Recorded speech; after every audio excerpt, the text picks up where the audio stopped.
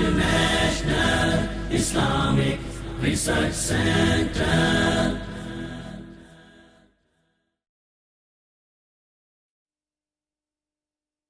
اللهم صل على محمد النبي الأمي وعلى آله وسلم. السلام علیکم ورحمۃ اللہ وبرکاتہ. نحمده ونصلي على رسوله الكريم. اما بعد فاعوذ باللہ من الشیطان الرجیم. بسم اللہ الرحمن الرحیم. رب اشرح لي صدری ويسر لي امری واحلل عقدۃ من لسانی يفقهوا قولی.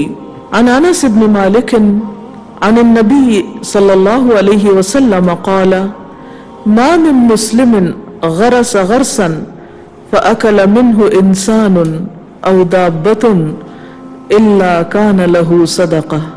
رواہ البخاری. سیدنا انس رضی اللہ تعالی عنہ سے روایت ہے کہ رسول اللہ صلی اللہ علیہ وسلم نے فرمایا، جو مسلمان درخت لگاتا ہے پھر اس سے انسان یا چارپائے کھا جائیں تو وہ اس کے لیے صدقہ ہے. اسلام میں صدقے کا تصور بہت وسیع ہے. صدقہ محض مال خرچ کرنے کا نام ہی نہیں، بلکہ حدیث پاک میں آتا ہے کل معروف صدقہ، ہر نیکی صدقہ ہے. ایک حدیث میں آتا ہے تبسمک فی وجہ اخیک صدقہ، تمہارا اپنے بھائی کے سامنے مسکرانا بھی صدقہ ہے. ایک اور روایت میں آتا ہے الکلمۃ الطیبۃ صدقہ، اچھی بات بھی صدقہ ہے. تو گویا صدقہ کسی ایک مخصوص شکل میں نیکی کرنے کا نام نہیں، بلکہ انسان اللہ کی رضا کی خاطر بے غرض ہو کر کوئی بھی اچھا کام کرتا ہے جس سے خلق خدا کو فائدہ پہنچتا ہے تو وہ انسان کے حق میں صدقہ شمار ہوتا ہے. اللہ سبحانہ و تعالیٰ کے نزدیک وہ بندہ زیادہ محبوب ہے جو اس کی خلق یا اس کی مخلوق کے لیے زیادہ فائدہ مند ہے، یعنی ہمیشہ دوسروں کی بھلائی اور دوسروں کے فائدے کے لیے سوچتا ہے اور کام کرتا ہے، خواہ وہ کوئی معمولی کام ہو یا کوئی بڑے سے بڑا کام ہو. عام طور پر یہ سمجھا جاتا ہے کہ انسان شاید کچھ مخصوص قسم کی عبادات یا مخصوص رقم مال کی خرچ کر کے ہی اللہ کا قرب پا سکتا ہے، حالانکہ ہر نیکی اور خصوصاً بندگان خدا کی بھلائی کے کام انسان کو اللہ کے قریب کرتے ہیں. خاص طور پر اس حدیث میں فرمایا گیا کہ کوئی مسلمان اگر کوئی پودا لگاتا ہے، کوئی درخت لگاتا ہے، تو اس کے لگانے کے بعد یعنی اس کی محنت کے بعد اس پودے میں سے اس کے پھل یا اس کے اندر جو بھی کھانے کی چیز ہے وہ کوئی انسان کھاتا ہے یا پھر کوئی جانور کھا لیتا ہے. اور جانور ظاہر ہے کہ بعض اوقات پودے کے محض پتے وغیرہ یا بیکار حصہ کھاتے ہیں. تو یہ تمام چیزیں درخت لگانے والے کے حق میں صدقہ شمار ہوتی ہیں. الا کان لہ صدقہ، مگر یہ کہ اس کے لیے یہ سب کچھ صدقہ لکھا جاتا ہے. اب آپ دیکھیے کہ اسلام میں درخت لگانا صدقہ ہے، اور درخت لگانے کے بعد اس کے یہاں تو خاص طور پر اس میں سے کچھ کھانے کی بات ہے، لیکن آپ دیکھیے کہ ایک درخت کا وجود ہی ایک نیکی کمانے کا ذریعہ ہے. مثلا ایک درخت پر جو بھی سبزہ اور پھل پھول وغیرہ ہیں وہ دیکھنے میں ایک خوبصورت منظر پیش کرتے ہیں. تو جب بھی کسی انسان کی نظر اس پر پڑتی ہے اور اس کا دل خوش ہوتا ہے تو کریڈٹ کس کو جاتا ہے؟ لگانے والے کو، کہ لگانے والے نے اس درخت کو لگایا، اس کی کیئر کی، اس پر محنت کی. اب ایک درخت کے اوپر ایک نہیں، دو نہیں، ہزاروں انسان کی نظریں پڑ سکتی ہیں. اب آپ دیکھیے کہ ایک درخت جب کوئی لگاتا ہے تو اسے صرف چند لوگ نہیں دیکھتے، ہزاروں انسان دیکھتے ہیں. تو جتنے لوگوں نے بھی اس کو دیکھا اور دیکھ کر انہیں خوشی حاصل ہوئی، اس شخص کے لیے یعنی درخت لگانے والے کے لیے اجر و ثواب کا باعث ہوا. پھر اسی طرح اگر اس درخت کے سائے میں کوئی آ کر بیٹھا تو اس کا ثواب بھی درخت لگانے والے کو پہنچے گا۔ اسی طرح آپ جانتے ہیں کہ درخت ہمیں آکسیجن فراہم کرتے ہیں، ہماری پولوشن کو ختم کرنے کا ذریعہ ہے، کاربن ڈائی آکسائڈ اپنے اندر جذب کر لیتے ہیں اور ہمیں آکسیجن فراہم کرتے ہیں، اور یہ عمل دن بھر ہوتا رہتا ہے۔ تو اس سارے عمل کا اصل ثواب کس کو جائے گا؟ کیونکہ درخت تو ایک بے جان چیز ہے، اس کو تو ثواب نہیں چاہیے، وہ تو بے غرض ہو کر آپ کو فائدہ پہنچا رہا ہے، آپ سے کچھ بھی نہیں چاہتا۔ تو اصل فائدہ اس انسان کو پہنچتا ہے جو درخت لگاتا ہے۔ اس لیے ہمیں نیکی کے کاموں کا ہمیشہ حریص رہنا چاہیے، خواہ وہ معمولی کام ہی کیوں نہ ہو۔ عام طور پر ہم اپنے معاشرے میں سبزے کی کمی کی شکایت کرتے ہیں اور پولوشن میں ہر روز اضافہ ہونے کی بات ہم سب کو پریشان کرتی ہے، لیکن اس کا عملی حل کیا ہے کہ ہم زیادہ سے زیادہ درخت لگائیں، اور اگر درخت لگانے کا یہ ثواب ہمارے ذہن میں ہو تو یقیناً ہم اس میں پیچھے نہ رہیں۔ پھر اس میں آپ دیکھیے کہ اسلام نے جو صدقہ جاریہ کا کانسیپٹ دیا ہے وہ بھی ہمارے لیے ایک بہت بڑی موٹیویشن ہے کہ ایک انسان ایسا کام کرے کہ جس سے وہ صرف خود فائدہ نہ اٹھائے، صرف اس کے سامنے کے لوگ یا اس کے زمانے کے لوگ فائدہ نہ اٹھائیں، بلکہ اس کا فائدہ اس کے مرنے کے بعد بھی دوسروں کو پہنچتا رہے۔ یعنی وہ خود چلا گیا دنیا سے لیکن اس کا کیا ہوا کام دوسروں کے لیے نفع بخش ہے، تو ایسے شخص کو اللہ تعالیٰ نے محروم نہیں رکھا جب تک اس کی ہوئی نیکی دنیا میں باقی ہے۔ مثلا اگر اس نے ایک درخت لگایا ہے تو جب تک اس سے انسان فائدہ اٹھا رہے ہیں، جب تک اس سے حیوان فائدہ اٹھا رہے ہیں، مثلا ایک درخت نے زندگی میں کوئی پھل وغیرہ نہیں دیا لیکن اس درخت کی لکڑی اتنی مفید تھی کہ اس سے کوئی فرنیچر بنا لیا گیا، تو جب تک کوئی شخص اس فرنیچر کو استعمال کرتا ہے تو پھر فائدہ اسی کی طرف پلٹتا ہے جس نے وہ درخت لگایا۔ اب ایک شخص خود بھی دنیا میں موجود نہیں، وہ جا چکا ہے، درخت بھی موجود نہیں، لیکن درخت ایک اور شکل میں انسانوں کو فائدہ دے رہا ہے۔ تو جب تک وہ لکڑی باقی ہے، جب تک وہ فرنیچر باقی ہے، جب تک اس چیز سے فائدہ پہنچ رہا ہے، چاہے اس کے لیے سینکڑوں سال بیت جائیں تو اس سے کوئی فرق نہیں پڑتا۔ محنت کرنے والے کا صلہ اور اجر محفوظ ہے، بلکہ جاری ہے، اور مسلسل اس کا نفع اس کو پہنچ رہا ہے۔ لہٰذا ہمیں حریص اس بات کا ہونا چاہیے کہ ہماری ذات سے دوسرے انسانوں کو فائدہ پہنچے۔ آپ دیکھیے کہ پوری کائنات ہمیں اس بات کا سبق دیتی ہے کہ ہم بے غرض ہو کر دوسروں کے فائدے کے بن جائیں۔ مثال کے طور پر آپ دیکھیے کہ سورج مسلسل ہمیں فائدہ دیتا ہے لیکن ہم سے کسی صلے کی توقع نہیں رکھتا۔ ہم جتنی بھی اس سے انرجی، روشنی، جو کچھ بھی لیتے ہیں، ہم اس کو کیا لوٹاتے ہیں؟ کچھ بھی نہیں دیتے، لیکن وہ مسلسل اپنا کام کر رہا ہے۔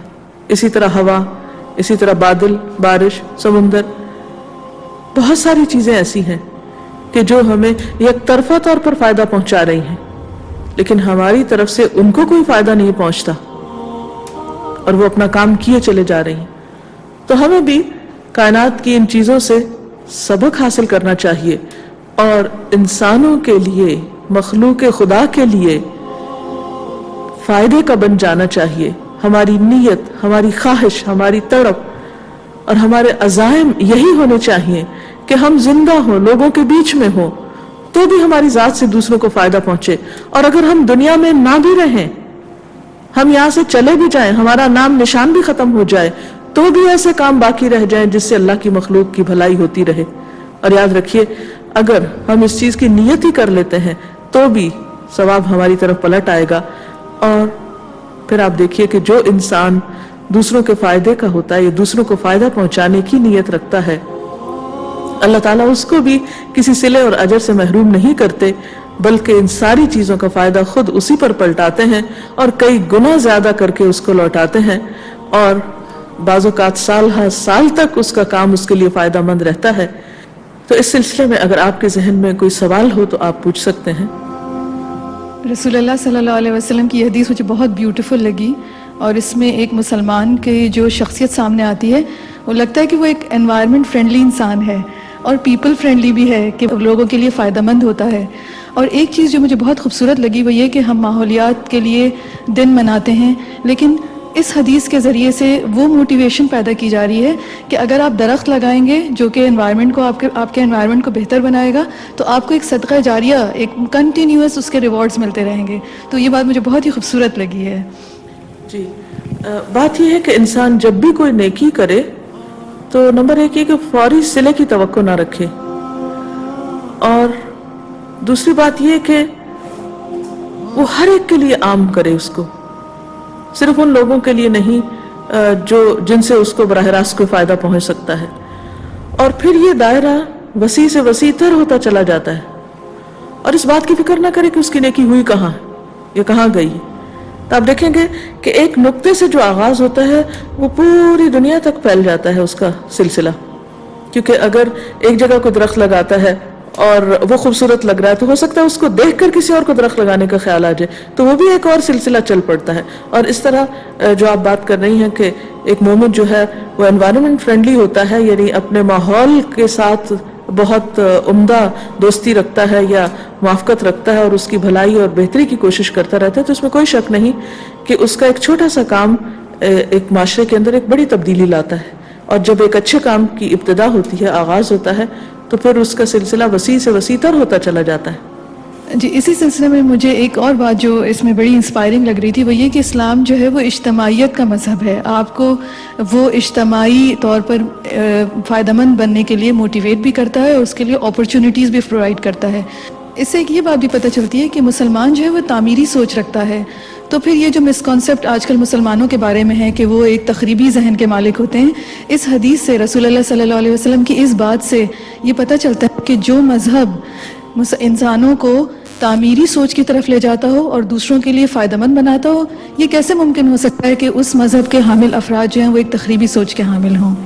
جی ہاں، اور اس کے لیے بنیادی شرط یہی ہے کہ ہماری نیت اور ہمارے کاموں کی ڈائریکشن درست ہو، اور کسی چھوٹے سے چھوٹے کام کو بھی چھوٹا نہ سمجھا جائے، اور بڑے فائدے کے لیے اور صرف اپنے ملک یا صرف اپنے علاقے یا صرف اپنے خاندان یا صرف اپنی ذات کی حد تک ہم محدود نہ ہوں، بلکہ اس زمین پہ رہنے والی ساری مخلوق کے لیے ہمارے اندر ایک ہمدردی ہونی چاہیے.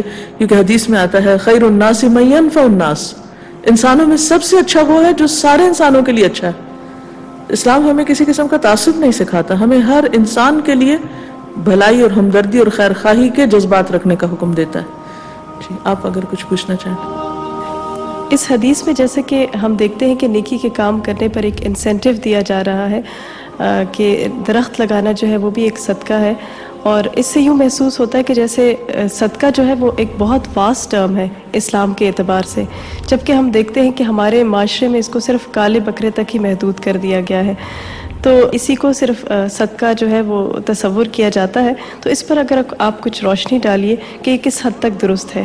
جی آپ نے درست فرمایا کہ ہمارے ہاں صدقے کا ایک بہت ہی محدود سا کانسیپٹ عوام میں پایا جاتا ہے، جبکہ رسول اللہ صلی اللہ علیہ وسلم کی تعلیمات سے ہمیں اس سے آگے بہت کچھ پتہ چلتا ہے. مثال کے طور پر آپ دیکھیے کہ ایک اور حدیث میں آتا ہے رسول اللہ صلی اللہ علیہ وسلم نے فرمایا ہر مسلمان کے لیے صدقہ کرنا ضروری ہے، یعنی ہر مسلمان کے لیے، چاہے کوئی امیر ہے یا فقیر. ابو موسیٰ رضی اللہ تعالیٰ عنہ نے پوچھا کہ اگر وہ صدقہ کرنے کے لیے کچھ نہ پائے، یعنی اس کے پاس ہے ہی نہیں، غریب ہے، خود صدقہ لینے کے اہل ہے، تو وہ کیا کرے؟ آپ نے فرمایا اپنے ہاتھوں سے کام کرے، یعنی کام کرنا صدقہ، یعنی محنت مزدوری کرے اور اجرت وغیرہ حاصل کر کے خود کو بھی فائدہ پہنچائے اور دوسروں کو بھی فائدہ پہنچائے. انہوں نے پوچھا اگر اسے اس کی بھی طاقت نہ ہو، یعنی ایک شخص بیمار ہے یا کمزور ہے یا بوڑھا ہو چکا ہے، اب کام نہیں کر سکتا، تو آپ صلی اللہ علیہ وسلم نے فرمایا کہ وہ کسی مصیبت زدہ حاجت مند کی مدد کر دے، یعنی کسی کو مصیبت میں کام آئے. انہوں نے کہا اگر وہ اس کی بھی طاقت نہ رکھے، یعنی وہ خود مصیبت میں ہے یا خود کمزور ہے، دوسروں کی مدد کا محتاج ہے، تو کسی اور کی مدد وہ کیسے کرے گا؟ تو آپ صلی اللہ علیہ وسلم نے فرمایا کہ وہ نیکی یا بھلائی کا حکم کرے، یعنی دوسروں کو نیکی کی نصیحت ہی کر دے، اچھی بات ہی دوسرے کو بتا دے. مثلا ایک شخص جو ہے وہ اس کی عمر بہت ہو چکی ہے، نہ وہ محنت مزدوری کر سکتا ہے، نہ وہ کسی مصیبت زدہ کی مدد کر سکتا ہے، لیکن اللہ تعالیٰ نے عمر کے ساتھ ساتھ اس کی عقل میں ایک پختگی اگر عطا کی ہے تو ہو سکتا ہے وہ دوسروں کو اپنی زندگی کے تجربات سے فائدہ پہنچا سکے، تو وہ دوسرے کو بھلائی کی بات کرے. انہوں نے پوچھا اگر وہ یہ بھی نہ کر سکے. اب یہ کہ بعض اوقات ایسا بھی ہوتا ہے کہ انسان ایسی عمر کو پہنچ جاتا ہے کہ جب اس کا حافظہ اتنا کمزور ہو جاتا ہے کہ اس کو اپنی بات کا ہی نہیں پتہ چلتا کہ وہ کہہ کیا رہا ہے. تو آپ نے فرمایا کہ پھر وہ دوسروں کو نقصان پہنچانے سے باز رہے، یہ بھی صدقہ ہے. یعنی دوسروں کو تکلیف نہ دے، کیونکہ بعض اوقات بڑھاپے میں انسان ایک ہی بات بار بار کرتا ہے کچھ، تو جہاں تک بس چلے اپنی زبان سے، اپنے ہاتھ سے، اپنے رویے سے کسی کو دکھ نہ پہنچائے.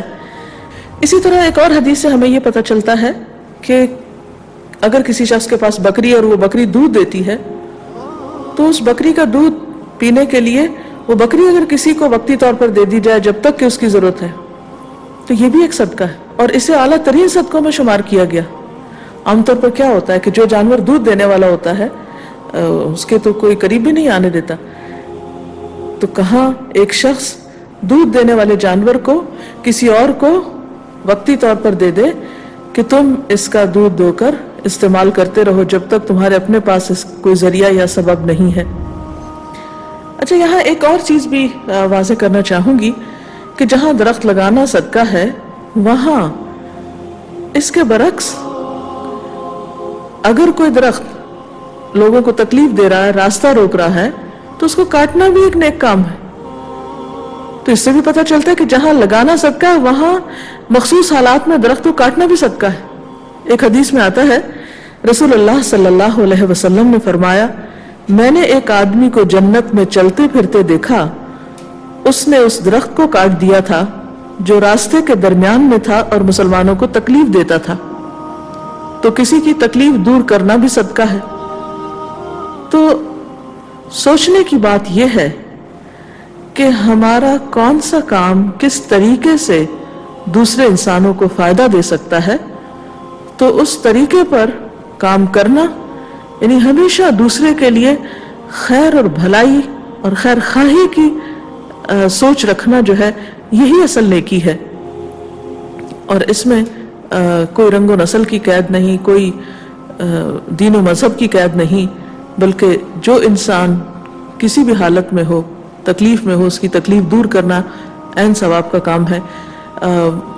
نہ صرف یہ کہ انسانوں کو بلکہ جانوروں کو راحت پہنچانا بھی صدقہ ہے. ایک شخص کے بارے میں آتا ہے کہ وہ انتہائی بدکار انسان تھا، لیکن اس نے دیکھا کہ ایک کتا جو ہے وہ پیاسا ہے اور پانی کا کوئی انتظام نہیں. اس شخص نے خود کنویں میں اتر کر پانی پیا. اسے جب باہر آیا تو پتہ چلا کہ کتا ہانپ رہا ہے اور اس کو پیاس لگی ہے، تو وہ اتر کر اپنے موزے میں پانی بھر کے لایا اور اس نے کتے کو پلایا. تو اللہ تعالیٰ نے اس بات پر اس کی بخشش فرما دی. لیکن اس کا یہ مطلب بھی نہیں کہ ہم اس انتظار میں رہیں کہ پتہ نہیں کون سی ہماری نیکی پسند آ جائے گی اللہ تعالیٰ کو اور بہت سے نیکی کے مواقع گنوائیں. اس شخص کی بخشش کی چیز جو بنی یا کوئی جو سبب بنا وہ یہ بات تھی کہ اس نے ایک جانور کی تکلیف اور ضرورت کو محسوس کر کے اس نیکی کے موقع کو ہاتھ سے نہیں جانے دیا، بلکہ تکلیف اٹھا کے دوبارہ کنویں کے اندر اتر کر ایک تدبیر سوچی اور موزے میں پانی بھر کر اس جانور کو پلایا. تو اس کے لیے یہی چیز بخشش کا سبب بن گئی. تو ہمیں ہمیشہ دوسروں کے فائدے کا بننے کی تدبیریں سوچنی چاہیے، خواہ بعض اوقات خود قربانی دے کر، خود تکلیف اٹھا کر، کیونکہ اللہ تعالیٰ کو وہی انسان زیادہ محبوب ہے جو اس کی مخلوق کے لیے زیادہ نفع کا باعث ہے. کوئی اور چیز اگر آپ کہنا چاہیں تو اس سلسلے میں یہ فرمائیے گا کہ جیسے کہ ابھی آپ نے فرمایا کہ اپنے بھائی کے لیے مسکرا دینا بھی صدقہ ہے، تو اس بات سے کیا مراد ہے؟ اس سے بھی مراد یہی ہے کہ مسکرا کر کسی سے جب انسان بات کرتا ہے تو دوسرے کا دل خوش ہوتا ہے. یعنی آپ کسی بھی حال میں ہو، آپ کسی سے بات نہیں کر رہے، صرف مسکرا کے دیکھ رہے ہیں اور آپ کا وجود دوسرے کے لیے خوشی کا باعث ہے. اور اگر آپ بات کر رہے ہیں تو اچھی بات کر رہے ہیں، اور اگر آپ کچھ بھی نہیں کر رہے تو دوسرے کو تکلیف نہیں دے رہے. تو یہ تمام چیزیں یہ ظاہر کرتی ہیں کہ انسان آخری درجے تک دوسروں کے لیے فائدہ مند ہے. اور اس حدیث کا اصل تھیم بھی یہی ہے کہ اللہ تعالیٰ کے نزدیک پسندیدہ شخص کون ہے؟ جو زیادہ سے زیادہ بندگان خدا کی بھلائی کے لیے، اور صرف بندگان خدا نہیں بلکہ مخلوق خدا جس میں انسان، جانور اور باقی سارے انوائرمنٹ آتی ہے، ان سب کے لیے مفید ہو اور اس کی ذات سے کسی کو تکلیف نہ پہنچے. اور ویسے بھی مسلمان کی ڈیفینیشن یہی کی گئی کہ المسلم من سلم المسلمون من لسانہ و یدہ، کہ مسلمان تو ہوتا ہی وہ ہے جس کی ہاتھ اور زبان سے دوسرے مسلمان محفوظ رہیں، اور محفوظ رکھنا کسی کو اپنے دکھ اور شر سے یہ بھی صدقہ ہے۔ تو بات یہ ہے کہ صدقے کا مفہوم بہت وسیع ہے، خواہ آپ مال کا صدقہ کریں، خواہ آپ مسکراہٹ کا صدقہ کریں، خواہ اچھی بات کا کریں، اور اگر کچھ نہ کر سکیں تو اپنی ذات سے کسی کو تکلیف نہ دیں۔ تو بات یہ ہے کہ جب ہم ان تمام احادیث کا مطالعہ کرتے ہیں تو یہ بات سامنے آتی ہے کہ ہماری ذات سے دوسروں کو زیادہ سے زیادہ فائدہ پہنچنا چاہیے اور ہمیں دوسروں کو دکھ دینے سے بچنا چاہیے۔ مسلمان کی تو تعریف ہی یہی ہے کہ اس کی زبان اور ہاتھ سے دوسرے مسلمان محفوظ رہتے ہیں۔ المسلم من سلم المسلمون من لسانہ و یدہ، کہ مسلمان وہ ہے جس کی ہاتھ اور زبان سے دوسرے مسلمان سلامت رہیں۔ تو اصل صدقہ کیا ہے کہ ہماری ذات سے انسان، جانور، ماحول، ہر طرف ہر ایک کو خیر و بھلائی پہنچتی رہے، دوسروں کو دکھ، تکلیف اور اذیت سے بچانے والے ہوں اور بے لوث ہو کر یہ خدمت بجا لانے والے ہوں۔ اللہ تعالی ہمیں زیادہ سے زیادہ نیکی کے کام کرنے کی توفیق عطا فرمائے اور ہماری ذات سے دوسروں کو کبھی بھی تکلیف نہ پہنچے۔ اللہ تعالیٰ ان کوششوں کو قبول فرمائے۔ تو اصل بات یہ ہے کہ صدقہ صرف مال ہی کا نہیں، صدقہ صرف مسکراہٹ ہی کا نہیں، صدقہ صرف درخت لگانے کا ہی نہیں، بلکہ ہر وہ کام جس سے بندگان خدا، اور صرف بندگان خدا ہی نہیں بلکہ دیگر مخلوق، جانور، درخت، پودے، ماحولیات، ہر ایک کو ہماری ذات سے خیر اور بھلائی پہنچے، یہی اصل صدقہ ہے، یہی اصل نیکی ہے۔ تو اللہ تعالیٰ سے دعا ہے کہ ہمیں وہ اپنے پسندیدہ بندوں میں شامل کر لے جن کی ذات سے ہمیشہ دوسروں کو خیر اور فیض اور بھلائی ہی پہنچتی رہے۔ آمین۔ اس کے ساتھ ہی ہمارے آج کے پروگرام کا وقت ختم ہوتا ہے۔ اجازت چاہتے ہیں۔ السلام علیکم ورحمۃ اللہ وبرکاتہ۔